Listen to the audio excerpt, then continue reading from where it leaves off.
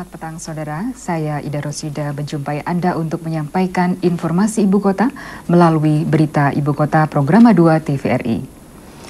Saudara, tanggal 16 Februari mendatang, Jenderal TNI Wiranto akan dilantik sebagai Panglima ABRI menggantikan Jenderal TNI Faisal Tanjung. Sementara itu, Presiden Soeharto menginstruksikan aparat keamanan dan hukum untuk menindak tegas pelanggar hukum. Instruksi itu disampaikan Presiden Soeharto pada Rapim ABRI di Binagraha, Jakarta hari ini. Paket informasi Ibu Kota petang ini juga kami isi dengan berita mengenai pencalonan Haji Harmoko dan Profesor B.J. Habibie sebagai Wakil Presiden oleh DPP Golkar. Dan inilah berita selengkapnya.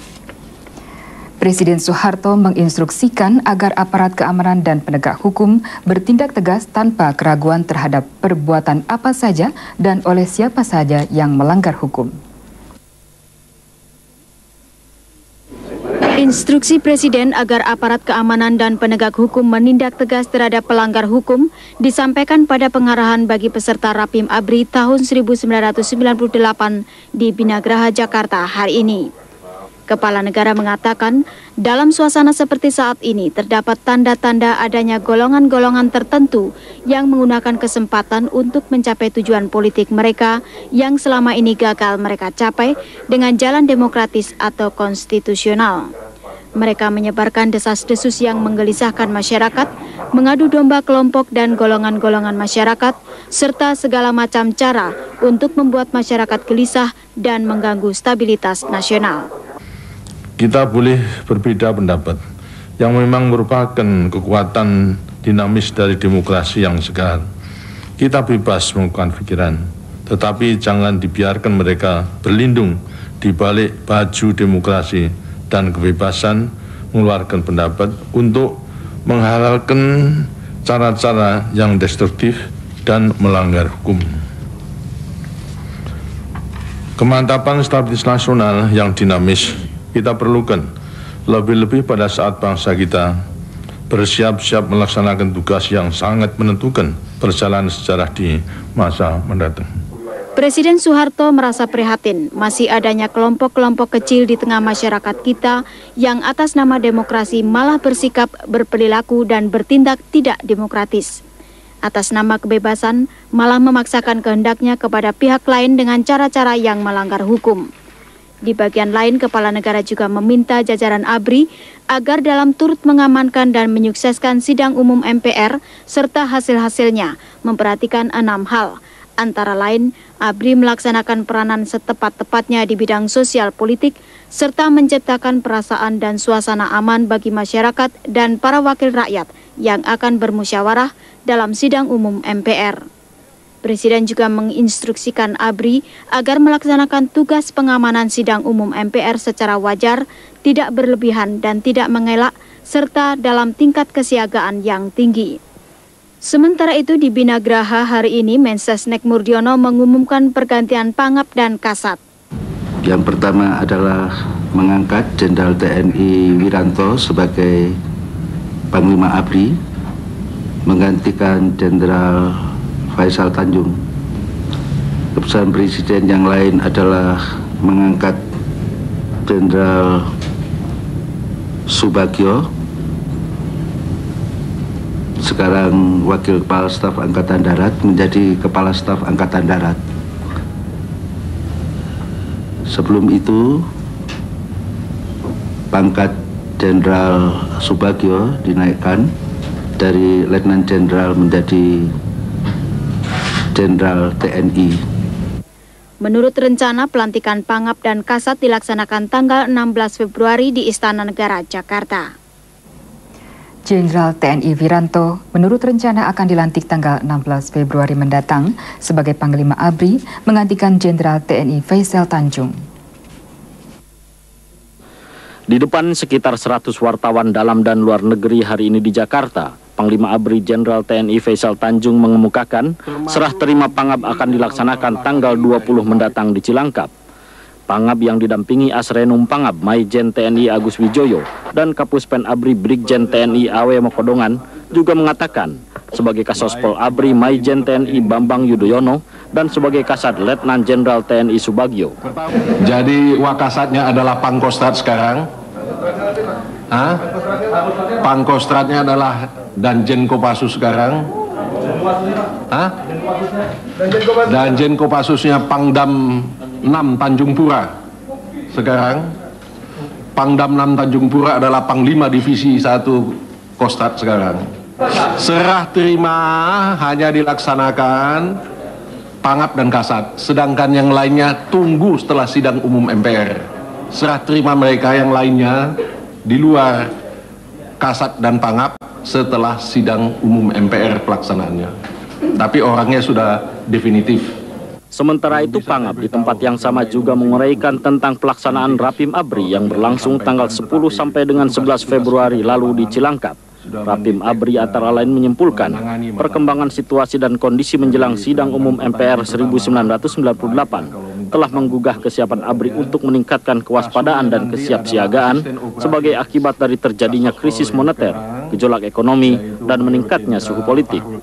Sementara menjawab pertanyaan wartawan tentang Sofyan Wanandi, Pangab menegaskan sedang dipelajari mengenai keterlibatannya dan apabila terbukti, yang bersangkutan akan dikenakan sanksi sesuai hukum yang berlaku. Ditambahkan, jika diperiksa ada orang lain, juga akan diproses yang jelas menurut Pangab setelah Sofyan Wanandi akan ada lagi yang diperiksa. Sementara ketika ditanya mengenai calon wakil presiden, Pangab Jenderal TNI Faisal Tanjung mengatakan, fraksi ABRI akan punya calon. Pada waktunya nanti akan dijelaskan oleh fraksi ABRI siapa calon yang tepat menurut kacamata ABRI untuk dicalonkan sebagai wakil presiden. Akhirnya Dewan Pimpinan Pusat DPP Golkar mencalonkan Haji Harmoko dan Profesor B.J. Habibie sebagai calon wakil presiden Indonesia mendatang. Keputusan DPP Golkar untuk menetapkan Ketua Umum DPP Golkar Haji Harmoko yang juga Ketua MPR DPR RI dan Menristek Ketua BPPT B.J. Habibie sebagai calon wakil presiden Cawapres setelah melalui rapat pleno tertutup hingga pukul 22.20 waktu Indonesia Barat semalam di Jakarta. Puluhan wartawan yang menanti pengumuman hasil rapat pleno yang khusus membahas calon wapres mendapat penjelasan singkat dari Ketua DPP Golkar Abdul Ghafur yang ditunjuk sebagai juru bicara. Abdul Ghafur mengungkapkan pleno secara aklamasi menetapkan Harmoko sebagai cawapres. Sedang untuk menentukan calon kedua ditugaskan kepada tim yang terdiri atas 3 orang, yakni Ketua Organisasi Kemenangan dan Kaderisasi OKK Abdul Ghafur, Sekjen Ari Marjono, dan Bendahara DPP Golkar Bambang Triatmojo. Abdul Ghafur mengungkapkan tim yang mendapat pandangan dan saran dari pleno diberi waktu untuk merembukkan cawapres dengan dasar pendekatan nama-nama yang diberikan pleno dan 14 kriteria yang telah diumumkan. Berarti bahwa Bung Haji Harmoko memenuhi kriteria yang 14 itu yang sudah disampaikan oleh keluarga besar Golkar kepada Ketua Dewan Pembina. Maka yang kedua memenuhi kriteria yang dipandang oleh tim setelah rembukan yang memakan waktu agak lama di dalam rapat pleno ini adalah Profesor B.J. Habibie. Saudara-saudara sekalian, maka DPP Golongan Karya sekarang sudah diputuskan dalam pleno dan secara sah mempunyai 2 orang calon, yakni pertama Bung Haji Harmoko, kedua adalah Bung Profesor B.J. Habibie. Kedua kader Golkar yang ditetapkan sebagai calon wakil presiden, menurut Abdul Ghafur dalam waktu dekat akan dibawa oleh Ketua Umum DPP Golkar ke dalam forum keluarga besar Golkar untuk dirembukkan.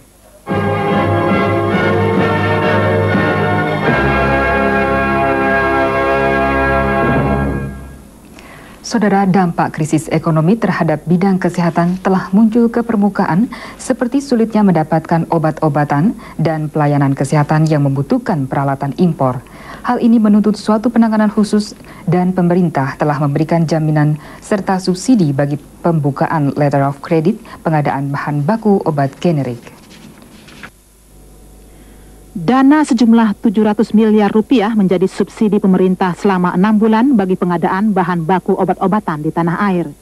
Krisis ekonomi yang telah menampakkan dampaknya di bidang kesehatan kini diantisipasi dengan berbagai strategi dari pemerintah, di antaranya subsidi dan juga pengadaan obat-obatan bagi seluruh puskesmas dan rumah-rumah sakit di tanah air.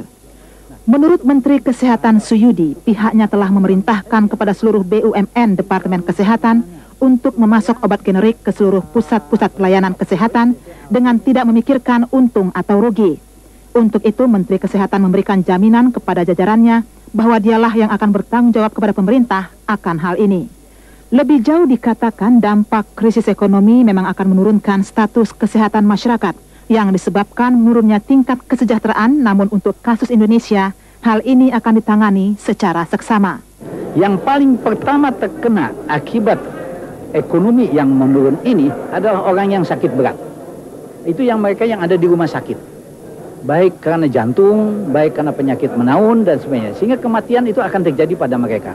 Maka kita juga memerlukan orang bahan yang akan dipakai untuk keperluan kegawat daruratan dan kepada mereka yang disebut juga life saving.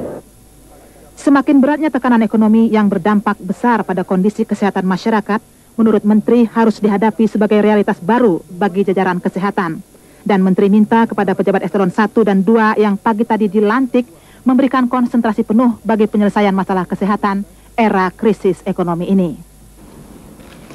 Saudara, pemerintah saat ini berupaya menanggulangi pengangguran tenaga kerja baik pria maupun wanita akibat PHK melalui program padat karya serta gerakan cinta rupiah dan produksi dalam negeri. Bisa disetujui oleh tenaga kerja ini. Berdasarkan penelitian menunjukkan bahwa prevalensi anemia pada Nakerwan adalah 30%, ibu hamil sebesar 50%, sedangkan pekerja wanita yang menderita anemia, produktivitas kerjanya 20% lebih rendah dari pekerja wanita yang tidak terkena anemia. Demikian dikemukakan Menteri Negara UPW Min Sugandi ketika membuka seminar nasional penanggulangan anemia bagi Nakerwan pagi tadi di Jakarta. Menurutnya, untuk mengatasi kondisi ini, pemerintah bertekad untuk menanggulangi dengan menurunkan prevalensi anemia pada pekerja wanita menjadi 20% pada akhir pelita ke-6. Untuk menyukseskan program peningkatan produktivitas dan perlindungan Nakerwan, Min Sugandi mengharapkan dukungan dari para pengusaha, khususnya yang memperkerjakan Nakerwan dalam kegiatan penanggulangan anemia dan peningkatan derajat kesehatan para Nakerwan. Program padat karya yang telah berjalan selama ini bukan hanya diperuntukkan bagi tenaga kerja pria saja, melainkan juga bagi tenaga kerja wanita. Program padat karya yang dilaksanakan di berbagai wilayah selama ini tampak sepertinya hanya ditujukan kepada tenaga kerja pria.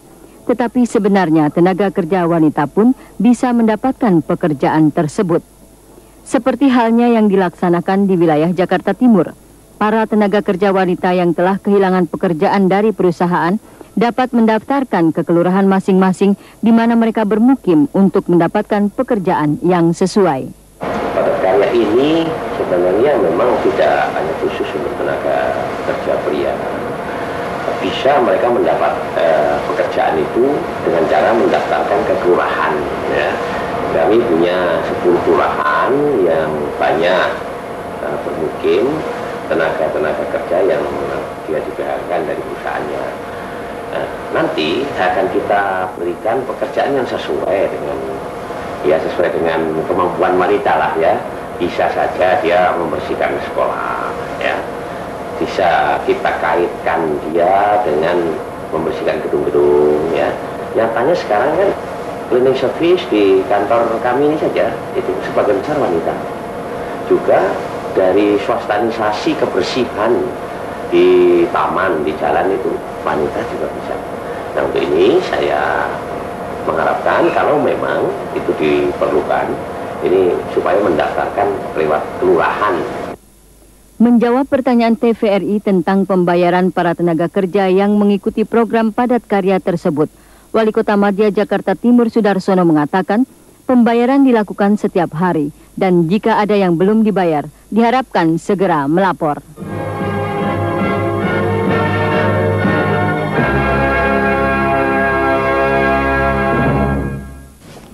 Kantor Wali Kota Jakarta Pusat mengadakan pasar murah di 44 kelurahan wilayah Jakarta Pusat guna membantu masyarakat dalam menyediakan 9 bahan pokok. Kegiatan kepedulian dan rasa solidaritas yang tinggi bagi sesama diwujudkan dalam pasar murah yang menyediakan beras dan gula pasir bagi warga di wilayah Jakarta Pusat yang kesusahan mendapatkan sembako karena tingginya harga di pasaran.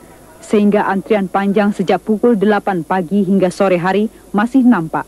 Meskipun demikian, warga rela berdesakan, bahkan panas terik menyengat pun tidak dirasa, asalkan bahan pokok yang dibutuhkan dapat dibeli dengan harga sangat murah. Kegiatan sosial yang merata di 44 kelurahan Jakarta Pusat ini merupakan kerjasama antara Dolok dan Kadin yang diprakarsai Wali Kota Jakarta Pusat Andi Subur Abdullah. Menurut salah seorang warga yang sedang antri, kegiatan ini hendaknya terus diadakan sampai harga barang di pasaran stabil. Beras dan gula pasir yang dibeli dengan harga murah ini merupakan barang dengan kualitas cukup baik yang dijual Rp1.000 per kilogram, sedangkan gula pasir Rp1.650 per kilogram. Masyarakat di wilayah Jakarta Pusat sangat bersyukur dengan diadakannya pasar murah ini. Alhamdulillah, saya disumbang begini emang lagi kebetulan gitu, saya nggak cukup, lagi mahal. Alhamdulillah ada bantuan gini dari RW. Apa harapan Ibu lagi? Iya kalau ada sih kepengen lagi gitu, seperti dapat yang murah. Minyak kalau bisa gitu, jangan beras aja sama gula. Minyak itu udah berapa hari nggak ada, Bu? Ada sih ada, cuman harganya mahal.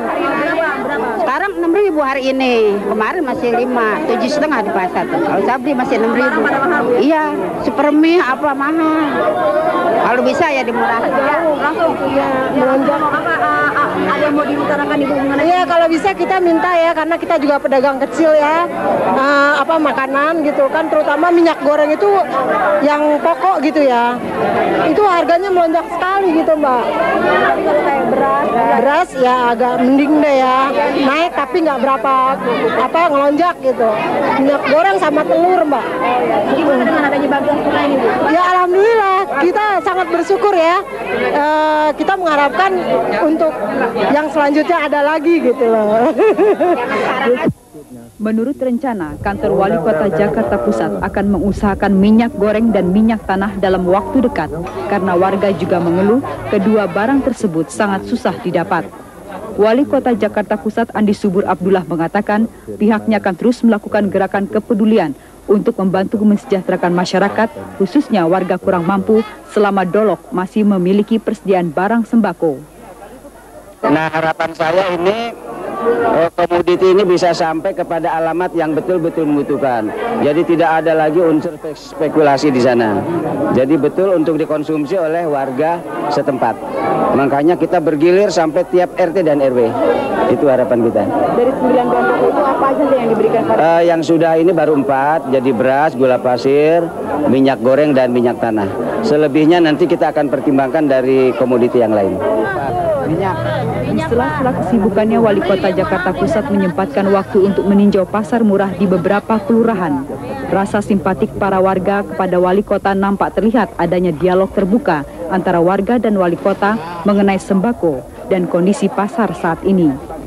Wali Kota tetap menghimbau agar warga Jakarta Pusat tidak panik dan gelisah karena pihaknya akan terus membantu warga dengan gerakan pasar murah. Sementara itu, untuk mengantisipasi lonjakan harga 9 bahan pokok di wilayah Jakarta Timur, pihak Pemda setempat selain mengadakan operasi pasar, juga melakukan penjualan di waserda-waserda yang ada di wilayahnya. Upaya mengatasi lonjakan harga di wilayah Jakarta Timur, pihak Pemda setempat terus berupaya untuk menstabilkan harga 9 bahan pokok sembako melalui 110 waserda yang berada di wilayahnya. Mengenai kebutuhan akan beras, gula, dan tepung, menurut Wali Kota Madia Jakarta Timur telah dapat diatasi sehingga harga bahan pokok tersebut telah stabil. Namun pihak Pemda Jakarta Timur hingga kini masih terus mengupayakan penurunan harga minyak goreng sehingga operasi pasar ini benar-benar bisa memberikan kemudahan bagi masyarakat dan meringankan masyarakat. Sesuai dengan petunjuk dari Bapak Gubernur, kita memanfaatkan Basarda baru serta ada. Itu adalah unit usaha dari koperasi yang ada di RW-RW.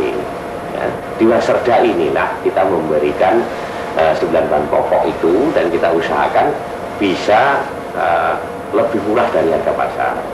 Sampai sekarang untuk beras, gula, itu terigu, itu kelihatannya ya sudah tidak ada masalah.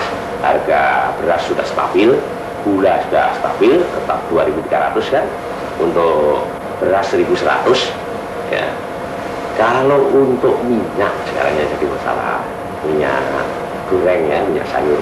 Ini hari ini saya sudah dapat dari PT Indomarko ya.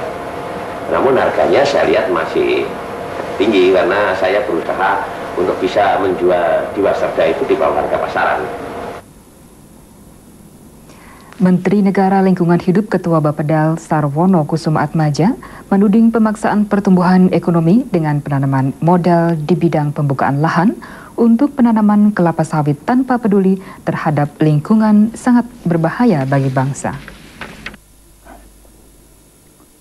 Salah satu bahaya yang sudah dirasakan sebagai akibat pembukaan lahan dengan pembakaran hutan baru saja berlalu, tetapi akhir-akhir ini terjadi juga kebakaran hutan di Kalimantan Timur. Banyak sektor yang mengalami kerugian sebagai dampak kebakaran itu, terutama citra bangsa di mata internasional, sehingga dibutuhkan pula kerjasama dengan negara maju untuk menanggulangi kebakaran tersebut. Penjelasan berbagai dampak lingkungan yang disampaikan Menteri Negara Lingkungan Hidup Sarwono Kusumaatmadja dengan Komisi 5 DPR RI pagi tadi, selain membahas lingkungan, juga membicarakan soal dampak krisis moneter terhadap lingkungan hidup belakangan ini.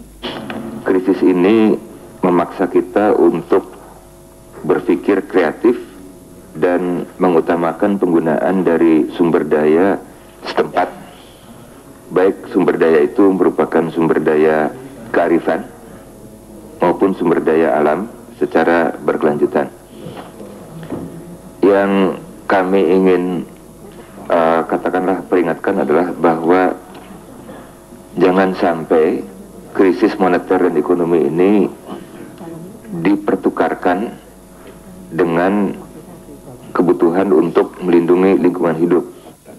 Dalam rapat kerja antara Bapedal dengan Komisi 5 DPR RI yang dipimpin Marzuki Ahmad juga mengemuka masalah akibat pemutusan hubungan kerja yang akan berdampak terhadap lingkungan.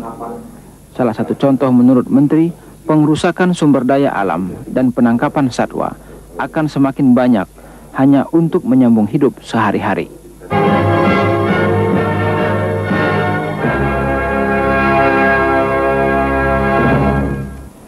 Menteri Pertambangan dan Energi IB Sujana menegaskan harga bahan bakar BBM tahun anggaran 1998-1999 memang akan disesuaikan namun belum diberlakukan dan bukan untuk tahun anggaran 1997-1998 sekarang. Ketika menyerahkan penghargaan keselamatan kerja eksplorasi minyak dan gas bumi di Jakarta hari ini, Menteri IB Sujana mengingatkan agar masyarakat tidak menimbun BBM di rumah karena dikhawatirkan dapat menimbulkan kerawanan dan bahaya kebakaran. Dalam menghadapi krisis ekonomi, tegas Menteri IB Sujana, Pertamina semakin dituntut untuk lebih meningkatkan pelayanan dan keandalan mendistribusikan BBM sehingga kebutuhan masyarakat terpenuhi. Menyadari vitalnya sektor migas, untuk itu, pemerintah tahun anggaran 1998-1999 menyediakan subsidi sebesar 7,45 triliun rupiah. Hal ini diarahkan agar beban rakyat tidak semakin berat. Pemerintah juga menargetkan penerimaan migas tahun anggaran 1998-1999 sebesar 34,58 triliun rupiah atau meningkat 2 kali lipat dari penerimaan migas tahun lalu. Perusahaan yang menerima penghargaan keselamatan kerja diantaranya Total Indosi, Kondur Petroleum SA, dan Pertamina dengan mitra kerjanya. Saudara, melengkapi paket informasi Ibu Kota petang ini, berikut kami sampaikan dua berita yang kami rangkai dalam Aneka Berita. Wakil Gubernur DKI Jakarta bidang Kesra Jailani mengatakan, saat ini di Jakarta terdapat 1 juta jiwa penduduk, tinggal di kawasan kumuh dan menempati areal sekitar 3.000 hektar, serta 1,5 juta orang kena PHK yang semuanya memerlukan perhatian pemerintah. Hal itu dikatakannya pada rapat koordinasi penyelenggaraan transmigrasi tingkat 1 DKI Jakarta tahun anggaran 1997-1998 di Jakarta. Menurut Wagub Jailani, dalam kondisi kependudukan demikian, program transmigrasi DKI Jakarta sudah harus mengarah pada penanganan urbanisasi. Dan hal ini berbeda dengan daerah lainnya. Penanganannya pun sulit karena para urbanis ini sudah tertanam pola kota metropolitan yang sangat berbeda dengan kondisi di lokasi transmigrasi. Untuk itu penyuluhan dan motivasi transmigrasi warga perlu terus ditingkatkan agar warga DKI Jakarta mau ikut bertransmigrasi. Sementara itu Kakanwil Departemen Transmigrasi dan PPH DKI Jakarta Bahtiar Jakaria menyatakan, sesuai instruksi Gubernur DKI Jakarta, setiap kelurahan yang berpotensial untuk bertransmigrasi agar menyiapkan 4 kepala keluarga transmigrasi setiap bulan. Untuk tahun anggaran 1997-1998, sebanyak 1.572 kepala keluarga calon transmigrasi diberangkatkan ke berbagai daerah tujuan transmigrasi. Arnold SM Panjaitan memenangkan hadiah mobil Daihatsu Perosa tahun 1997 sebagai hadiah penabung dari BDN Kantor Cabang Jakarta Sarinah. Penyerahan hadiah ini sebagai hasil penyaringan undian regional tahap ke-23 yang dilaksanakan di 6 kota sekaligus, yaitu Banda Aceh, Kupang, Ambon, Bandar Lampung, Banjarmasin, dan Jakarta. Kantor BDN Jakarta Sarinah sempat mengalami penurunan jumlah tabungan karena krisis moneter pada akhir tahun lalu dan cukup banyak para penabung yang menarik tabungannya. Namun awal bulan ini jumlah tabungannya meningkat kembali menjadi 8% dibanding Desember 1997. Industri telekomunikasi khususnya seluler tumbuh cukup pesat, yakni pada tahun 1997 saja jumlah pelanggannya mencapai sekitar 100% atau sebesar 1,1 juta. Namun yang menjadi masalah dewasa ini, menurut beberapa operator seluler, timbulnya beberapa pelanggan yang nakal. Keberadaan telepon seluler memang sangat penting sehingga pelanggannya terus mengalami peningkatan. Hal ini pula mengakibatkan para operator seluler bersaing dalam memberikan pelayanan sebaik mungkin kepada para pelanggannya. Namun dewasa ini diakui pengawasan terhadap para pelanggan kurang terkontrol, sehingga diketemukan beberapa pelanggan yang nakal mengakibatkan jumlah tagihan macet dari pelanggan tersebut mencapai 200 miliar rupiah. Guna mengantisipasi masalah tersebut, hari ini di Jakarta, 7 operator seluler yang tergabung dalam Asosiasi Telekomunikasi Seluler Indonesia (ATSI) menandatangani kesepakatan bersama, disaksikan Direktur Jenderal Pos dan Telekomunikasi Sasmito Dirjo. Dirjen Postel Sasmito Dirjo menyambut baik atas tercapainya kesepakatan bersama tersebut karena dalam situasi krisis moneter yang dihadapi saat ini sudah sepatutnya saling bahu-membahu dalam upaya meningkatkan pendapatan. Kami himbau agar pihak-pihak yang ingin berbuat yang tidak baik, yang nakal-nakal itu berpikir beberapa kali sebelum melakukan hal itu, karena sekali namanya tersantum itu mungkin misalnya seumur hidup dia akan memperoleh kesulitan untuk menjadi pelanggan ini. Melalui kesepakatan tersebut diharapkan tidak akan ada lagi pelanggan yang nakal dan tidak dapat berpindah operator karena melalui sistem pusat verifikasi data pelanggan yang didirikan bersama itu akan diketahui secara jelas data-data para pelanggan. Saudara, sekian siaran berita Ibu Kota petang ini. Kami akan menjumpai Anda kembali pada pukul 18.30 waktu Indonesia Barat melalui siaran dalam bahasa Inggris. Terima kasih atas perhatian Anda dan selamat petang.